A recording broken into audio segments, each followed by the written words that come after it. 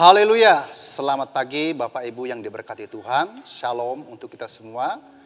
Pada saat ini kita kembali masuk pada renungan pagi. Kita belajar sama-sama kebenaran firman Tuhan. Kita buka Alkitab kita di dalam Kidung Agung pasal yang pertama ayat yang ke-15. Seperti ini bunyinya.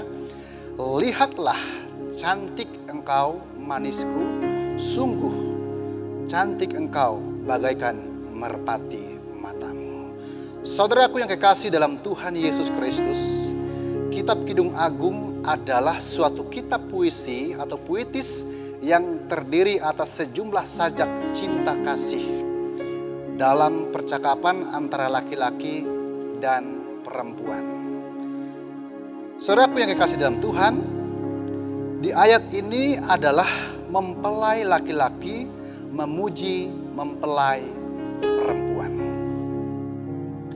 Saudara yang diberkati Tuhan, gereja atau orang percaya adalah gambaran daripada mempelai perempuan.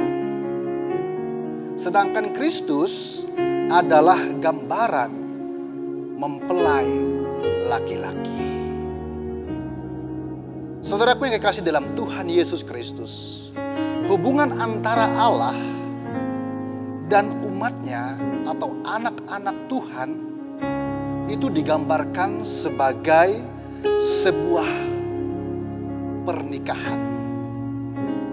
Saudaraku yang kekasih dalam Tuhan Yesus Kristus, bahwa orang-orang percaya, anak-anak Tuhan atau gereja Tuhan itu adalah mempelai perempuan yang dimana akan menikah dengan mempelai laki-laki, yaitu Yesus Kristus. Saudaraku yang kekasih dalam Tuhan, untuk menjadi mempelai laki-laki, menjadi mempelai perempuannya Kristus itu tidak mudah, saudaraku. Ada syarat-syarat yang begitu ketat yang harus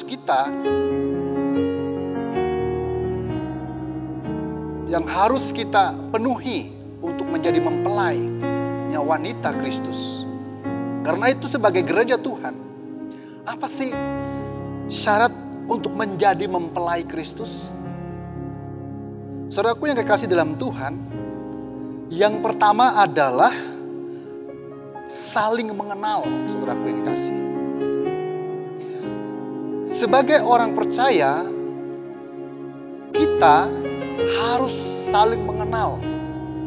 Tidak bisa mempelai itu atau calon pengantin itu dia ujuk-ujuk langsung masuk dalam pernikahan, tidak. Tetapi dia di situ harus saling mengenal satu dengan yang lain. Seperti itu juga kita sebagai gereja Tuhan. Syarat untuk menjadi mempelai Kristus, kita harus mengenal Kristus. Dan sebaliknya, Kristus pun mengenal kita.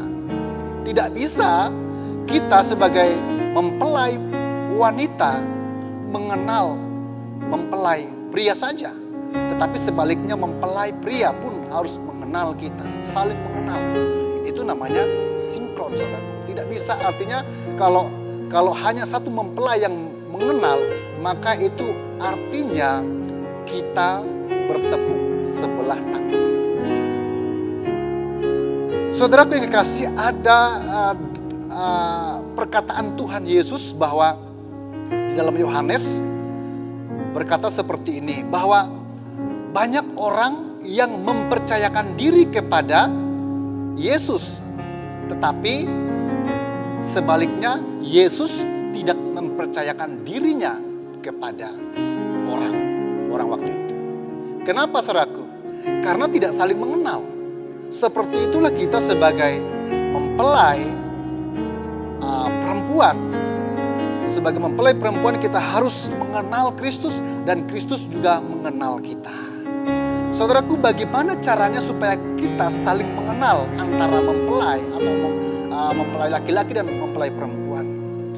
Yang pertama adalah harus saling ada komunikasi. satu di antaranya, satu di antara yang lain.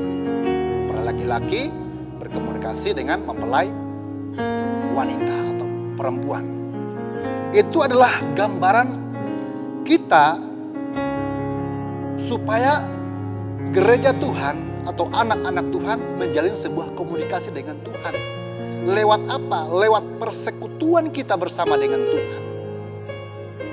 Persekutuan kita bersama dengan Tuhan adalah lewat doa kita, lewat keintiman kita bersama dengan Tuhan.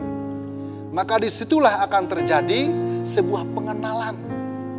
Lewat hubungan itu kita mengenal sifat-sifat calon mempelai itu, apakah dia baik atau dia buruk. Maka disitulah nanti lewat pengenalan itu, lewat komunikasi itu, kita berkomunikasi antar mempelai itu, mempelai laki-laki dan mempelai perempuan. Bahwa kalau dia buruk, dia akan memberikan masukan, atau mempelai yang perempuan memberikan masukan bahwa kamu buruk sifatnya. Nah, itu adalah istilah kalau ada orang pacaran gitu ya. Pacaran itu kan itu saling mengenal keburukan dan kebaikan. Nah, selama masa pacaran itulah kita saling memperbaiki. Dan harus jujur dalam menilai pasangan kita seperti itu. Jadi saudaraku yang kekasih dalam Tuhan, kalau kita mau menjadi mempelainya Kristus, syaratnya adalah kita harus mengenal satu dengan yang lain dengan cara kita menjalin komunikasi. Yang kedua adalah saling percaya. Bagaimana mungkin kita bisa melangsungkan sebuah pernikahan kalau kita saling curiga satu dengan yang lain? Maka di dalamnya harus saling percaya. Mempelai laki-laki percaya kepada mempelai perempuan. Sebaliknya, mempelai perempuan percaya kepada mempelai laki-laki. Dan yang kedua, syarat yang kedua untuk menjadi mempelai Kristus adalah tidak bercacat dan tidak bercela. Artinya harus sempurna, saudara. Orang menikah atau melangsungkan sebuah pernikahan tidak mungkin dia menikah dengan orang yang sudah ternoda, saudara. Misalnya kalau mempelai perempuan, dia sudah ternoda dan sudah tidak asli lagi, saudaraku. Itu akan sangat mengecewakan para mempelai laki-laki, atau sebaliknya, laki-laki sudah tidak berjaka lagi seperti itu. Nah, itu akan membuat pasangan atau calon mempelai perempuan itu akan sangat kecewa, saudaraku. Sebabnya untuk menjadi syarat mempelai Kristus adalah dia harus tidak bercacat dan tidak sempurna. Artinya sempurna. Gereja Tuhan atau orang-orang percaya sebagai mempelai Kristus, suatu saat kita akan menikah dengan dia.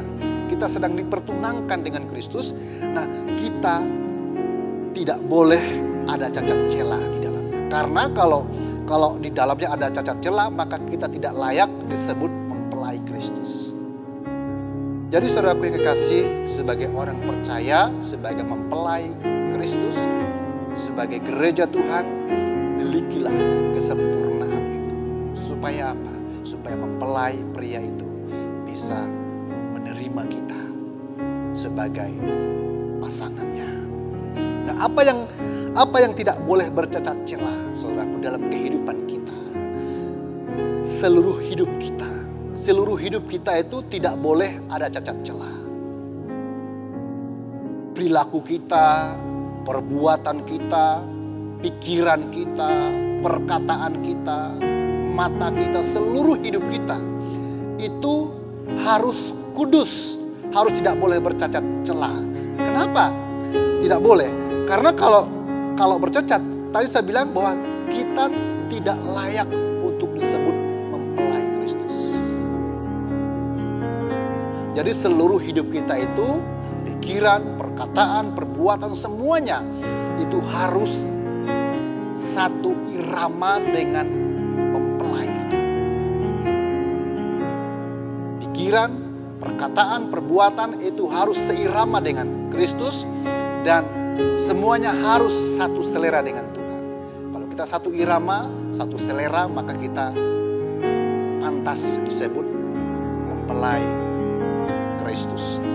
Nah, kesimpulannya saudaraku yang kekasih, jagalah seluruh hidup kita, jangan sampai melukai hati Tuhan dan perasaannya. Bagaimana caranya saudaraku? Kita menjaga seluruh hidup kita, supaya jangan sampai perbuatan, tingkah laku, seluruh pikiran kita itu melukai hati Tuhan dan sesama kita. Amin. Inilah renungan kebenaran firman Tuhan. Semoga menjadi kekuatan bagi setiap kita yang mendengar. Immanuel, Tuhan Yesus memberkati. Kami perlu Kau Tuhan. Oke.